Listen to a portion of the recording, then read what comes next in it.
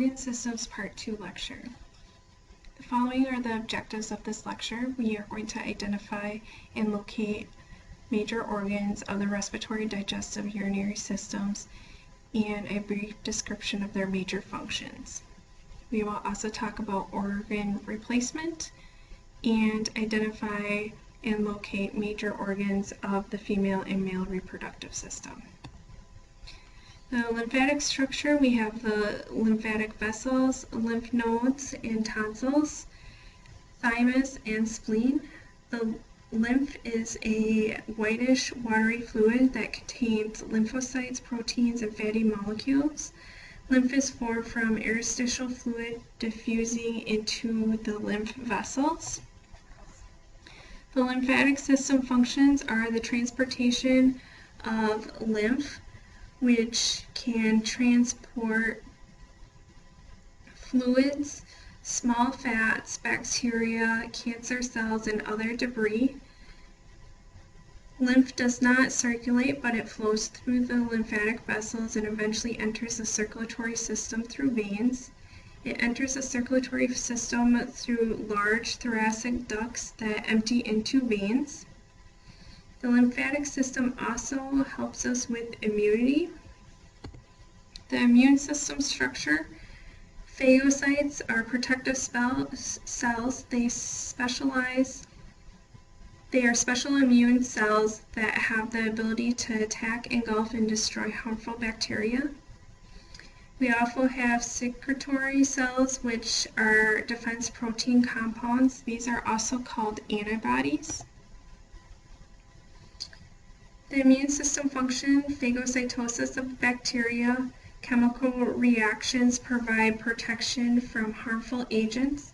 Antibodies are produced in the response of antigens. Here's a picture of the lymphatic and immune system. We have our tonsils, lymphatic ducts, the thymus, the thoracic duct, the spleen. Red bone marrow is considered part of the lymphatic and immune system because it produces many types of immune cells. The lymph vessel, and then the lymph nodes, which are found in the knees, the groin area, in the armpits, and in the neck regions. The respiratory system structure consists of the nose, pharynx, larynx, trachea, bronchi, and lungs. The respiratory system function exchanges carbon dioxide for oxygen in the alveoli of the lungs. It assists in filtration of irritants that have been inspired and regulate in the acid-base balance of the body. Parts of the respiratory system are pictured here. We have the nasal cavity, the oral cavity, the larynx, which is also the voice box, the trachea, which is the windpipe, the pharynx, which is the back of the throat, the bronchi, the lungs, and then the diaphragm, which assists in breathing. The digestive system, primary organs form the GI tract, which are the mouth, pharynx, esophagus, stomach, small intestines, large intestines, rectum, and anal canal. This is the main passageway in which food and water are transported. The accessory glands of the digestive system structure assist in the digestive process. They work together to ensure proper digestion and absorption of nutrients. They assist in mechanical and chemical breakdown of food. These organs are teeth, saliva glands, the tongue, liver, gallbladder, pancreas, and appendix. And actually the appendix is considered part of the digestive system but is not a functional part. The digestive system function is the mechanical and chemical breakdown of food, absorption of nutrients, and elimination of undigested waste products referred to as feces. The appendix holds bacteria that assist in digestion. Here's a picture of all the digestive organs in the system. The urinary system structure consists of kidneys, ureter, urinary bladder, and urethra. the urethra part of both urinary and reproductive systems for the male. So this is an example where one organ may contribute to multiple organ systems. Organ system functions, so the urinary system is the clearing. It cleans the blood of waste products excreted from the body as urine. It helps with the electrolyte balance, water balance, and acid-base balance.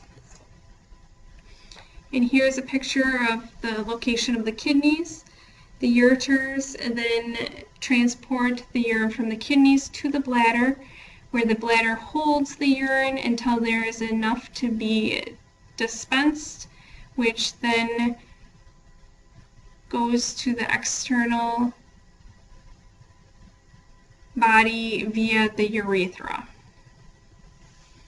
The male reproductive system, the structures are the gonads or the testes. The testes produce sperm and testosterone. Other structures are the vas deferens, urethra, prostate, and external genitalia such as the penis and the scrotum.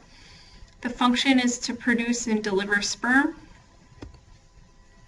And a picture of the male reproductive system. The female reproductive system consists of the gonads, which are the ovaries. The other structures are the uterus, fallopian tubes, vagina, external genitalia or vulva, and the mammary glands, also called breasts. The function is to produce an ova, facilitate fertilization, and facilitate the development and nourishment of and the birth of offspring. And here's a picture of the female reproductive system. The functions of the reproductive system are survival of genes, production of sex cells. For the male it would be sperm, for the female the ova, the transfer and fertilization of sex cells, development and birth of offspring, nourishment of offspring, and the production of sex hormones.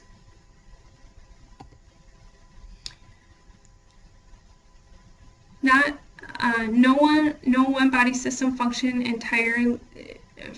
entirely independently of another system. All body systems are structurally and functionally intercorrelated and interdependent. Not all organs are necessary for survival. Some examples are spleen, appendix, tonsils, eyes, legs, and arms. Therefore, we can replace organs if need be. The loss and function of non-vital organs is not immediately life-threatening. The loss of functional vital organs is life-threatening. The loss of functional organs can be treated by organ replacement, such as artificial organs or prosthesis.